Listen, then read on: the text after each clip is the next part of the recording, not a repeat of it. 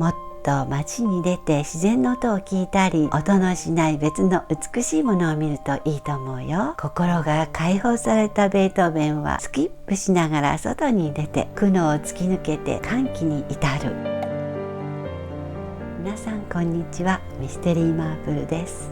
今日はベートーベン、市民の人々に音楽をです。読書やテレビの感想を日付とともにノートに書き残しています。2019年12月16日のテレビ番組からは次のように、ベートーベンは宮廷だけでなく市民の人々に音楽をとコンサートを開いていた。民衆でも購入できる価格の席を作り、代金は高額席の10分の1。当時のコンサートのパンフレットが現存する。ベートーベンのそんな一面を知って当時の私は感動したらしいのです。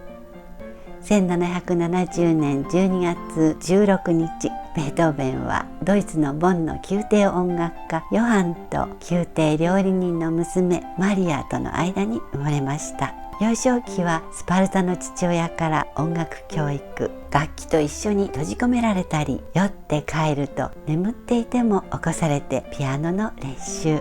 作曲は教えられない父親のため、ネーフェが死となったことで転機が訪れます。ネーフェはお手本を弾きません。真似せず自由に弾けばよいと。教えはできるだけたくさんの物事を見なさい。美しく正しいものと醜く正しくないものを見分ける心。それをよく記憶しておくことが感動というもの。もっと街に出て自然の音を聞いたり、音のしない別の美しいものを見るといいと思うよ。心が解放されたベートーベンはスキップしながら外に出て、ボンは花の香りあふれる美しいところ。一日あれば隅々まで行けるこじんまりした都市ですね。ネーフェはこうも話しました。アメリカの奴隷のことや飢え、病気、貧困に苦しめられている人々を知り、音楽だけでなくもっと大きなことを考えることが大切。詩、ネーフェの影響でしょうか。ベートーベンの作曲方法、とても面白いんです。まず5000詩のノートを用意します。それは頭に浮かんだ楽奏、楽曲のインスピレーションを書き留めるノート。春や夏は田園を歩きながら手当たり次第浮かんだメロディーを書き留めます。突然天のどこかから飛び込んでくるよと表現しています。秋や冬になるとゆっくり読み返し、その中から次の作品にふさわしいものを選び出します。前後の関係がないたくさんのメロディーなので、長い期間をかけて練り直し、次第に考えの幅がまとまり、はっきりした構成になりますね。また一つの曲に行き詰まったら、長い間温めている他の曲に気分を移し、しばらくそちらに集中。その結果2つも3つも曲が誕生することがあるそう。こんな風に作曲していたとは、ベートーベンさんが以前よりちょっと近しい存在に見えてきました。ベートーベンの生まれた1770年当時、英国では手工業から機械工業へ向かう産業革命の黎明期。1776年にはアメリカ独立宣言、1789年にはフランス革命と、中世から近代へのまさに過渡期でした。5から15世紀頃までは君主や貴族が支配した封建時代でしたから、どんな人間にも権利があるという時代の移り変わりを目の当たりにしたのがベートーベン。16歳の時にウィーンに旅し、憧れのモーツァルトを訪問しますが、その4年後にモーツァルトが亡くなると、ドイツで一番の作曲家はハイドン。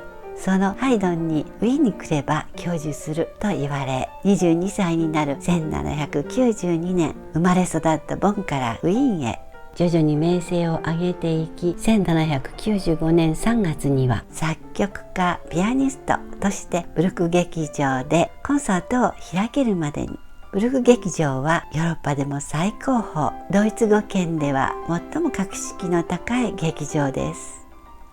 1797年4月、ナポレオン・ボナパルトがウィーンへと迫り、10月にはオーストリアと講和条約締結。その頃のベートーベンは優越感を持つ貴族から平民のくせにと見下されていると内心いつも感じていました。なので貴族社会を壊しに来た平民でのナポレオンに心の中では密かに拍手。ナポレオンを主題とした交響曲「英雄」も作曲。民衆のために曲を書く方がそうでない時よりもずっと美しい曲が書けると言葉を残しています。1804年34歳の時、英雄は完成。楽譜の表紙にはボナパルトへ。ところがそんな時、弟子の一人がベートーベンのもとへ。すごいニュースです。ナポレオンが皇帝につきました。それを聞いたベートーベン、間違いないんだな。あの人だけは民衆の味方と思ってたのに、これではフランス革命で民衆が血を流して勝ち取ったものをただ横取りするだけじゃないか。この革命に恐れをなした周りの国がフランスを攻め始めたのを跳ね返すために立ち上がったはずが、自分が皇帝になるなんて、こいつもまた今までの暴君たちと同じようになってしまうんだ。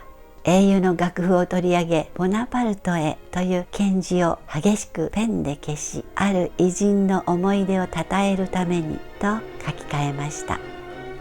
さて、ベートーベンといえば難聴。20代から始まり、その当時ボックス型のピアノに頭を入れて作曲していたのは有名な話。40代で聴力をなくし、会話は筆談。その手帳は約400冊も残されているそう。50歳の夏を迎えると、発熱、黄疸、肝臓病末期の症状が続き、死期を覚悟。長年手掛けていたいわゆる大工を完成させようとします。シラーの詩「歓喜に寄せて」がテーマ。最も優れた人間は苦悩を突き抜けて歓喜に至る。音楽家であり聴覚障害だったベートーベン自身の人生哲学でした。最大の特徴は最後の第4楽章で歌が入ること。暗い運命に打ち勝っていく瞬間を描きたかったので、楽器ではなく高らかな合唱しかないと。日本でも年末に歌われますね。1824年5月、54歳のベートーベンはケルントナー東和劇場で人生最後の式。劇場は満員。でも王族の姿は一人もなく、貴族も少なく、代わりに産業革命、フランス革命以来次第に力を持ち始めていた普通の市民でいっぱいでした。ベートーベンは幸せな表情を浮かべて客席を見ていたと言われています。クリスマスシーズンなのでクリスチャンだったおばあ様の語録をご紹介すると、付録レビュー。今日はプレインピープルの多目的ガジバッグ、素敵なあの人2022年4月号の付録です。ポイントは2種類の持ち手。短い方でお部屋の収納、ストック入れとして、長い持ち手でお出かけ用のビッグサイズトートに、内ポケットは1つ。色もシックで材質も丈夫、大きさも程よく。シンプルだからこそアイデア次第で使い方は無限大。